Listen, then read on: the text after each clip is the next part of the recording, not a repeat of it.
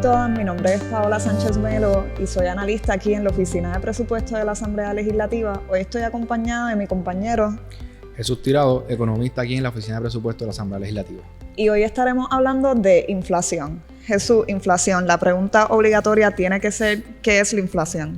Pues la inflación no es otra cosa que un aumento a nivel general de precios. Es básicamente cuando vamos al mercado a comprar bienes y servicios, encontramos los precios cada vez más y más altos con respecto a la vez anterior. Nos referimos más bien a inflación general mayormente cuando hay aumento en el nivel de precios de todos los mercados, no cuando es un mercado en particular.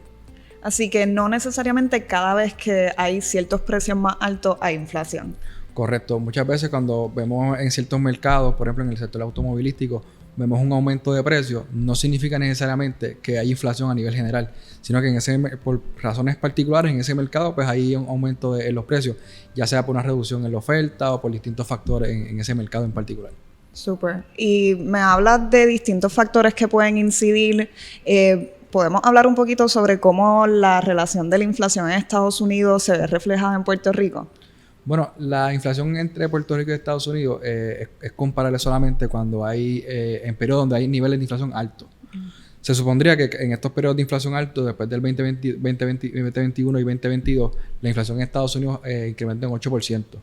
Se esperaría que Puerto Rico pues, tendría una relación bastante parecida a la inflación en Estados Unidos y sin embargo no ha sucedido. Y esto tiene que ver más bien por problemas metodológicos y la manera en que se recopilan las estadísticas en Puerto Rico. Y abordaste sumeramente el tema de los aspectos metodológicos.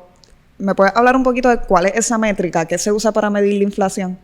Pues de manera resumida, y es un poco técnico esta parte, hay dos maneras de medir la inflación. Está por las cuentas, a través de las cuentas nacionales y a través de un indicador de precios. Mayormente es a través del indicador de precios que se mide la inflación. Y se toma una canasta básica de bienes y servicios representativa de un consumidor y se mide la tasa de crecimiento de esa canasta básica. Y eso es lo que mide la inflación. A través de todo el periodo, en la mayoría de los periodos van a haber inflación. Esa inflación necesariamente va a afectar a los individuos, pero no necesariamente a mayor proporción. Cuando los niveles son altos, pues los individuos pues, van a sentir esos efectos más fuertes en su bienes y servicios. Así que en síntesis pudiéramos decir que esta métrica está en constante movimiento, pero solamente se dice que hay inflación cuando hay un alza significativa. Correcto. En todo momento habrá inflación. Los individuos la sufren cuando esa alza es significativa. Ok, entiendo. Y anteriormente habíamos hablado un poco sobre, ¿verdad?, la metodología, y hay consenso en la literatura sobre esa metodología.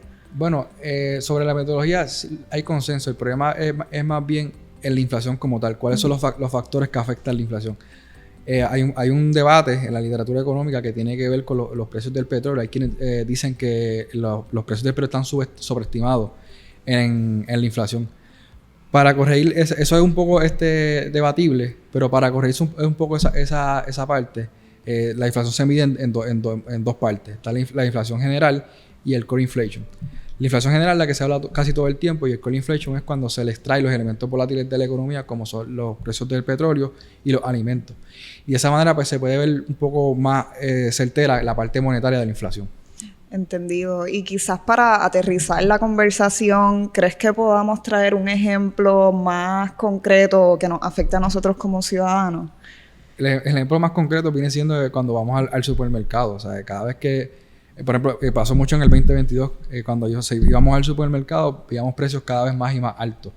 Y pues ahí los individuos están experimentando. La inflación tiene que ver con lo que sucedió en el conflicto bélico en Ucrania, la caída de la cadena de suministros a nivel mundial.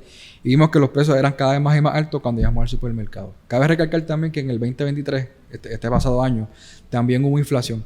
Pero como no fue tan alta como fue en el 2022, pues los individuos no la experimentaron. La experimentaron, pero no fue tan significativa con respecto al 2022. Claro, pues siento que esta conversación fue extremadamente beneficiosa. Les invitamos a que sintonicen nuestras próximas cápsulas donde se estarán abordando temas similares.